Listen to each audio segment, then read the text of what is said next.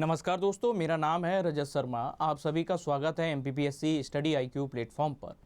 तो अभी आप लोग अगर खबरों को ध्यान से पढ़ रहे होंगे और अगर आप न्यूज़पेपर पर ध्यान बनाए रखे होंगे तो अभी मध्य प्रदेश की एक महिला शासिका जिनका मध्य प्रदेश के इतिहास में और राष्ट्रीय इतिहास में भी काफ़ी योगदान है और ख़ास तौर पे संस्कृति के संरक्षण में भी काफ़ी योगदान है, उन्हें हम सभी लोग लोकमाता अहिल्याबाई के नाम से जानते हैं। एक बार फिर से चर्चा में आ गई हैं लोकमाता अहिल्याबाई जी। और एमपीपीसीएस एग्ज़ाम के लिए चाहे प्रीलिम्स का एग्ज़ाम हो चाहे मेंस का एग्ज़ाम हो, यहाँ से क्वेश्चन हमेशा आता रहा है। तो आपको जो मैं पढ़ाने वाला हूँ थोड़ा सा, क्योंकि जो खबर न्यूज़ में होती है वैसे उस तरीके से नहीं पूछा जाता है एग्ज़ाम में। एग्जामिनर जो है वो एक अलग अप्रोच पे क्या कर रहा होता है, काम कर रहा होता है। तो अब आज हम लोग अहिल्याबाई जी से संबंधित एक पुरस्कार को क्या करने वाले हैं, समझने वाले हैं। तो सबसे पहली बात, आप सब लोगों ने सुना होगा राष्ट्रीय देवी अहिल्या सम्मान या पुरस्कार। इसके बारे में आप सब लोगों ने रेगुलर क्लासेस में जहाँ से भी आप तैयारी कर रहे होंगे पढ़ के रखा होगा। तो राष्ट्रीय देवी अहिल्या सम्मान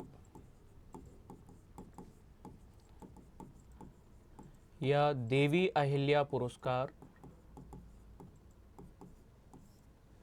इसका शुरुआत कब किया गया था? तो इसका आरंभ किया गया था 1996 में। कब इसे शुरू किया गया? वर्ष 1996 में। और किसके द्वारा ये शुरू किया गया? तो मध्य प्रदेश कल्चरल डिपार्टमेंट, मध्य प्रदेश संस्कृति विभाग के द्वारा इस पुरस्कार का या इस सम्मान को क्या किया गया, शुरू किया गया।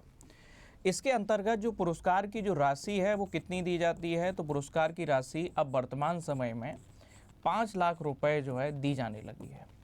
ये पुरस्कार की राशि जो है, जो भी पुरस्कार, जो भी इसका विजेता है, वो विजेता किसको, तो याद रखना राष्ट्रीय देवी अहिल्या सम्मान केवल महिला को दिया जाता है।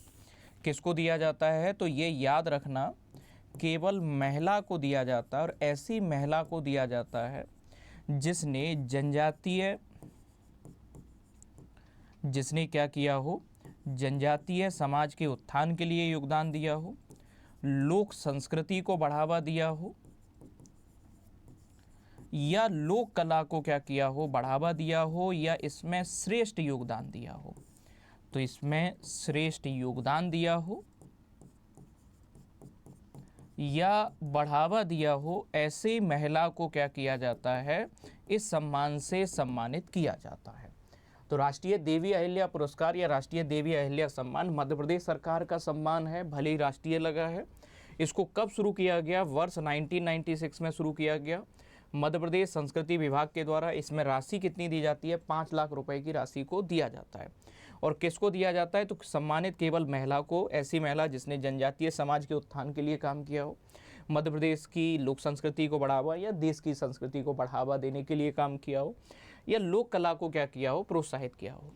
अगर आप देखोगे कि अभी कुछ रिसेंट हमारे पास में जो है 2023-24 के लिए ये जो पुरस्कार है ये दिया गया था 2023 और 2024 के लिए। जो राष्ट्रीय देवी अहिल्या सम्मान है ये दिया गया था श्रीमती गीता त्यागी जी को। श्रीमती गीता त्यागी, इनको दिया गया था। और वर्ष 2024-25 के लिए राष्ट्रीय देवी अहिल्या सम्मान से सम्मानित किया गया है श्रीमती जयमती कश्यप जी को। ये आपको क्या रखना है, ध्यान रखना है। श्रीमती जयमती कश्यप जी को इससे क्या किया गया है, सम्मानित किया गया है। अब इसके अलावा आपको और ये बात पता होना चाहिए कि देवी अहिल्याबाई जी, देवी अहिल्याबाई जी या लोक माता के नाम से भी इन्हें जो है जाना जाता है। तो देवी अहिल्याबाई जी को लोक माता के नाम से भी जाना जाता है, या इनके पास में एक और टाइटल है फिलोसफर क्वीन के नाम से भी जाना जाता है। इन्हें किस नाम से जाना जाता है? फिलोसफर क्वीन के नाम से भी जाना जाता है। किस वंश से या किस डायनेस्टी से रिलेटेड हैं? तो आपको पता होना चाहिए इनका संबंध होलकर डायनेस्टी से है या होलकर वंश से संबंधित है। और दूसरी बात आपको याद रखना है कि इनका जन्म कब हुआ था? 1725 में। और इस तरीके से अगर आप देखोगे कि 2025 में लोकमाता अहिल्याबाई की 300वीं बर्थ एनिवर्सरी या जन्म जयंती मनाई गई है। 2025 में लोकमाता अहिल्याबाई की 300वीं जन्म जयंती भी मनाई गई है। इस चीज़ को भी आपको क्या रखना है, याद रखना है। इसी उपलक्ष्य में खास तौर पे बात याद ये रखना कि मध्य प्रदेश सरकार के द्वारा एमपी गवर्नमेंट ने कैबिनेट मीटिंग 2 जगह होस्ट की या मंत्रिमंडल की बैठक अहिल्याबाई जी के सम्मान में 2 जगह आयोजित की। एक तो महेश्वर में और दूसरा हमें याद रखना है इंदौर में। महेश्वर में क्यों किया गया, तो आपको पता होना चाहिए कि लोकमाता अहिल्याबाई जी ने अपनी राजधानी या अपनी कैपिटल इंदौर से महेश्वर क्या की थी, शिफ्ट की थी। तो इंदौर से इन्होंने अपनी राजधानी महेश्वर को बनाया था। इसको क्या रखना है, याद रखना है। इसके अलावा लोकमाता अहिल्याबाई जी का संस्कृति के संरक्षण में भी हमें योगदान देखने को मिलता है। खास तौर पे बनारस में जो घाट आपको देखने को मिलेंगे,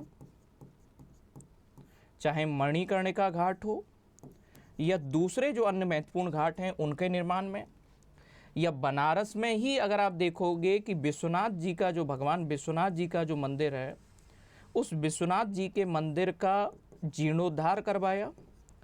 इसके अलावा सोमनाथ मंदिर का जीर्णोद्धार करवाया, महेश्वर में घाटों का निर्माण करवाया, ओमकारेश्वर में घाटों का निर्माण करवाया। तो ऐसा बहुत बड़े लेवल पर हमें अहिल्याबाई जी का क्या देखने को मिलता है, योगदान देखने को मिलता है। रेगुलर सेशंस में आप इनके बारे में डिटेल में पढ़ते ही हैं। मेंस के जो लेक्चर्स होते हैं वहाँ पेपर 1 में इनके अहिल्याबाई जी के बारे में आपको डिटेल में पढ़ाया जाता है।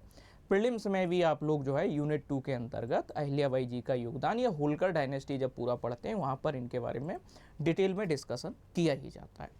इसके साथ ही अगर आप MPPSC की तैयारी कर रहे हैं तो अभी हमारा एक फाउंडेशन कोर्स शुरू किया गया है और उस फाउंडेशन कोर्स का नाम है आरंभ 18.0। अभी इसके लिए एनरोलमेंट स्टार्ट हो गए। ये कोर्स आपका 24 जनवरी से स्टार्ट होगा, जिसमें आपको प्री, मेंस और इंटरव्यू तीनों चीज़ों के लिए एक साथ क्या करवाया जा रहा है, प्रिपेयर करवाया जा रहा है। अगर आप ये कोर्स ज्वाइन करना चाहते हैं तो हमारा कूपन कोड यूज कर सकते हैं। बाकी फिर भी अगर कोर्स से रिलेटेड कोई डाउट है तो 9289996921 इस नंबर पर आप क्या कर सकते हैं, कॉन्टैक्ट कर सकते हैं। तो बने रहिएगा MPPSC स्टडी IQ के साथ। Thank you everyone, thank you.